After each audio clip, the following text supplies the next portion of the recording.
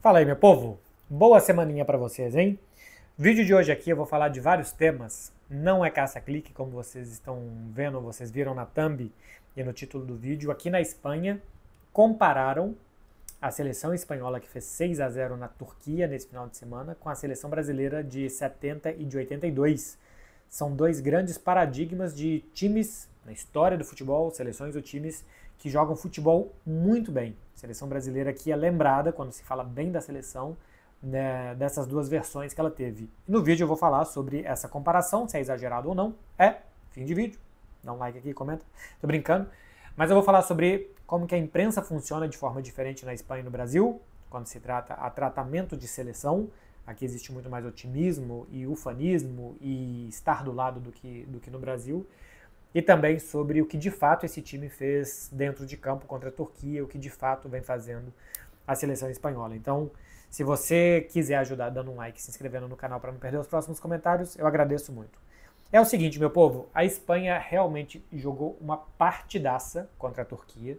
Se vocês procuram só os melhores momentos desse jogo, era para, sem exagero, sem muito exagero, ter sido um 10-0. Tem 6 gols marcados, mais uns 4 ou 5 gols perdidos, que são gols bem marcáveis, assim, de boas chances de marcar, que a Espanha poderia ter feito mais 4 gols e ter ido até a Turquia, um jogo muito difícil contra uma boa seleção, e ter feito mais do que o 6. O 6 ficou baratinho para a Turquia, tá? A Espanha, nos 30 minutos do primeiro tempo, já podia estar fazendo muito mais gols. Em todo o segundo tempo teve muito campo para contra-atacar, porque, entre outras coisas, a Turquia jogou muito mal.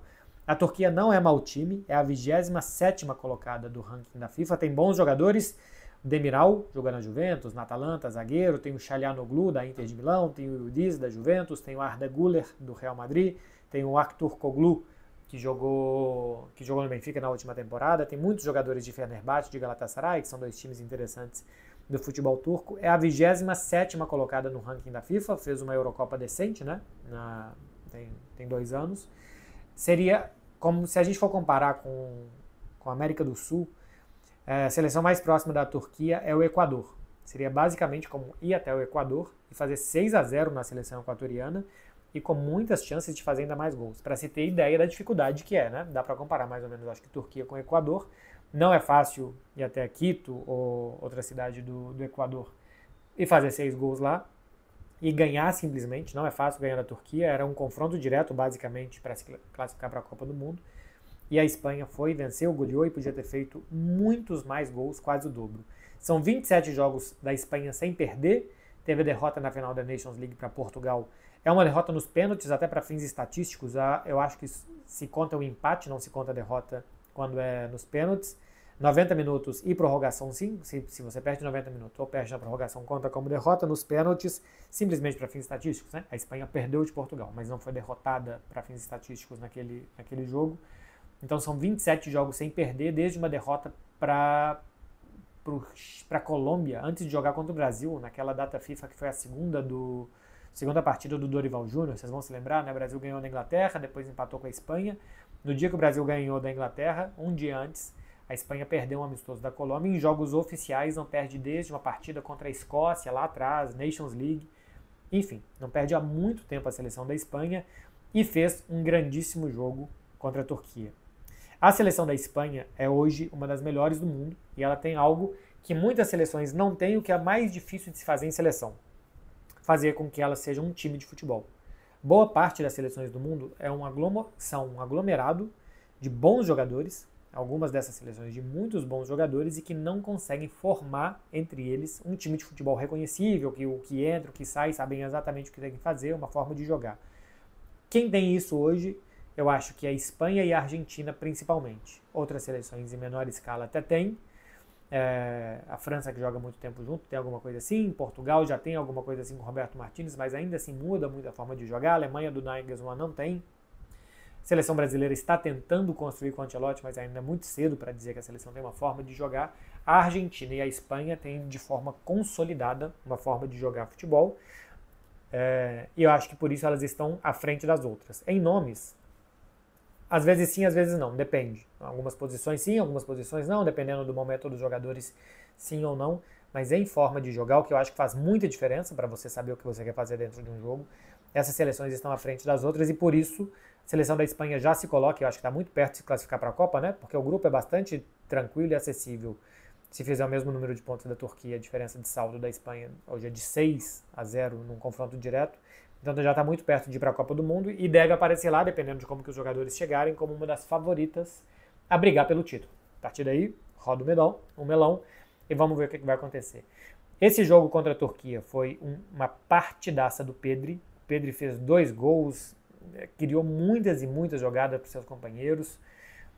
O segundo gol da Espanha é uma jogada maravilhosa do Pedri. Enfim, ele jogou demais mesmo. É um Pedri que a gente já viu no Barcelona também nesse início de temporada. Parece mais comprometido com querer fazer gols, está arriscando um pouco mais de chutes de fora da área, está aparecendo mais na área. É um jogador absolutamente controlador do jogo e que dita o ritmo do jogo, para onde que o jogo vai.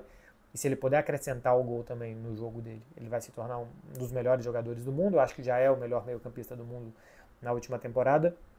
E pode ser um dos melhores jogadores do mundo também. Um grande jogo do Mikel Merino, fez 2 gols, jogou muito bem. Grande jogo do Oyarzabal com 3 assistências. O Lamine Yamal, que pecou em finalizações, poderia ter finalizado melhor e o gol não quis sair, deu 2 assistências e jogou demais. O Lamine tem uma arrancada dele no primeiro tempo, que é pegar uma bola atrás do meio campo, enfileirar 3, 4 marcadores e quase só parar dentro do gol. Seria talvez esse primeiro gol maradoniano assim, do Lamine Yamal, né, que ele está perseguindo, mas está com muita velocidade e força para fazer isso. Agora, cada vez mais adulto, cada vez com mais corpo para fazer esse tipo de jogada. Nico Williams, que saiu lesionado, deu uma assistência. Vamos ver como é que vai ser o Nico Williams para chegar, para jogar contra o Arsenal, Liga dos Campeões, né? Daqui a uma semana e pouco. Já tem Liga dos Campeões, que há 8 dias já tem Atlético de Bilbao e Arsenal. Vamos ver se o Nico chega ou não, porque é um jogador que se machuca muito. E o Ferran Torres, que entrou, fez um gol também. É um time muito bom. Daí a ser a seleção brasileira de 70 e de 82, acho que foram longe. A comparação apareceu na cadena COPE, durante a transmissão do jogo, tem o tempo de juego, né? Assim, basicamente seria a transmissão da partida, a jornada esportiva, por assim dizer, da cadena COPE, que é uma rádio importante daqui. E durante o jogo teve esse debate de se era o melhor jogo da história da seleção espanhola, se alguma seleção já tinha jogado assim.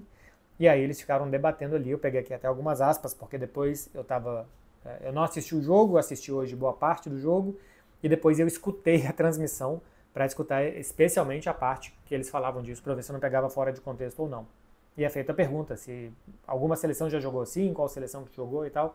O Paco Gonçalves, que é um jornalista que deve ser mais ou menos da minha idade, é mais jovem, ele falou que não viu a seleção de 70 do Brasil jogar, mas que essa seleção da Espanha era a melhor que ele já tinha visto. Melhor, inclusive, que aquela que ganhou 2 Eurocopas, que ganhou a Copa do Mundo. E ele não fala de conquistas, ele fala de qualidade de jogo.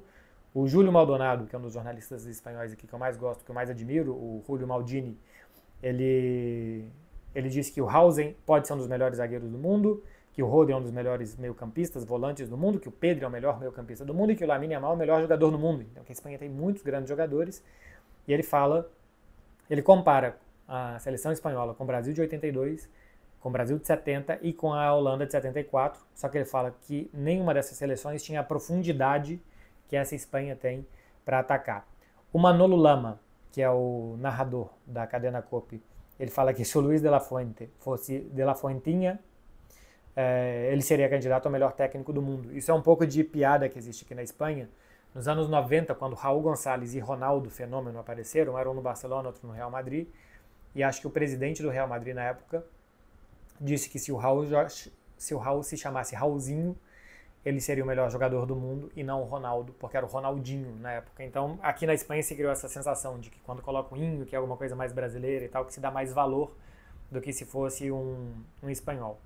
Enfim, quem estava participando da transmissão estava debatendo sobre isso, a qualidade da Espanha, se jogava como o Brasil de 70 ou não, e ninguém falou, gente, pera, calma, isso daqui é um time que ganhou uma Eurocopa, que chegou numa final de Nations League e perdeu, que fez hoje um grande jogo, mas vamos com calma, porque tem muita coisa ainda pela frente. O jogo que se fez hoje pode ser um jogo de exceção.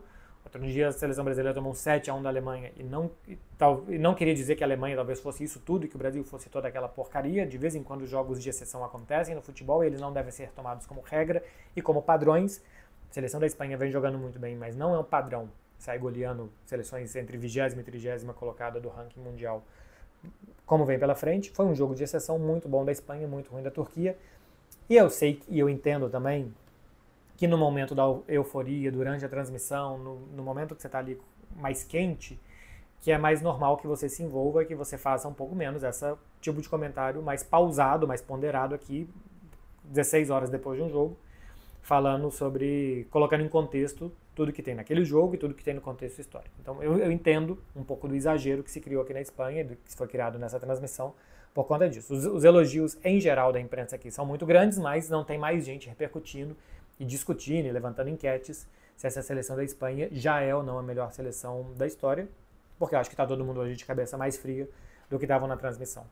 Isso tudo é só para fazer um contexto, para falar de como que a imprensa funciona diferente, né? No Brasil nós somos muito mais críticos, é uma característica nossa.